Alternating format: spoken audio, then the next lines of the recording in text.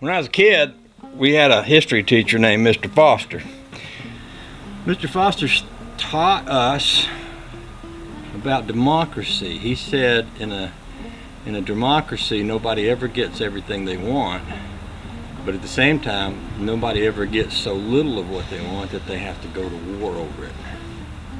And I've been thinking about this election. I haven't said anything about this election, but in this election, this country, there was a time when this country was maybe going in a certain direction, and now it seems like there might be a time when the country is about to go in a different direction. And there seems to be a lot of people that don't realize that in a democracy, that's exactly how it works. I'll give you an example. Let's say you're going down the road on a horse. If you pull the horse to the right, the horse will go to the right. You have this little rope tied in his mouth, it makes him go to the right.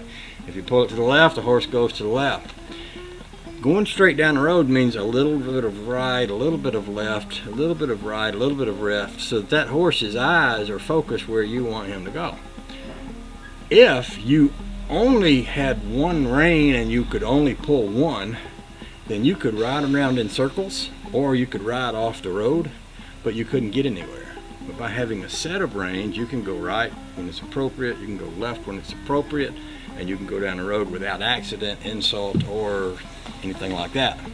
That's what a democracy is. Sometimes we go to the right, sometimes we go to the left, and over time we have what's called checks and balances, which means it doesn't matter who the president is. There's a good chance they're not going to get anything done anyway, because we have all kind of things from the Supreme Court to congressmen to senators, and we have elections every 2 years to correct the direction of the country. And if people, the majority of the people, don't like the direction the country's going, they can change the direction.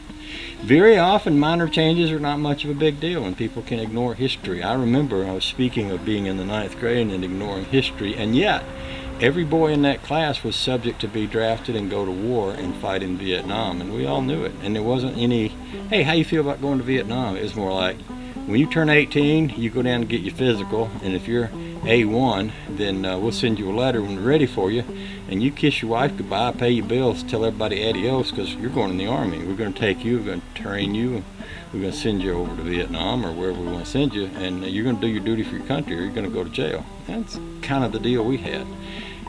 Kids nowadays don't have that. There's no draft. They don't know, maybe they don't understand what it's like to fight for their country, or to be asked to fight for their country, or to be asked, well, let's not go there. Let's stay with democracy. There might be a lot of people right now that aren't getting what they want. And if that's true, don't worry about it. In a little time, there'll be another election and things could change. On the other hand, there might be a lot of people that are really getting what they want. And if that's true, don't celebrate too much, because after a while we'll have another election and that could change. See, that's the way it works. Nobody's always eternally happy forever and gets what they want forever. And no one is always, gets, well, never mind.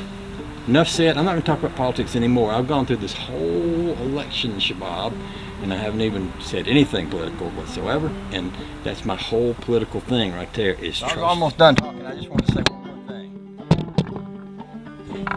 We don't have to have a civil war in this country to change things. During the Civil War, very bad things happen. People get killed. Yeah, we won't even go into that. All we have to do is vote. You don't like how things are going? Vote. You don't like who the political options are? Run for office yourself, or get behind somebody you believe in and run and support them. It's kind of what's just happened in this election. A lot of people got behind a particular candidate or groups of candidates, and they elected them. And if that wasn't your choice, then go to work and make a difference. Okay, I'll stop talking now.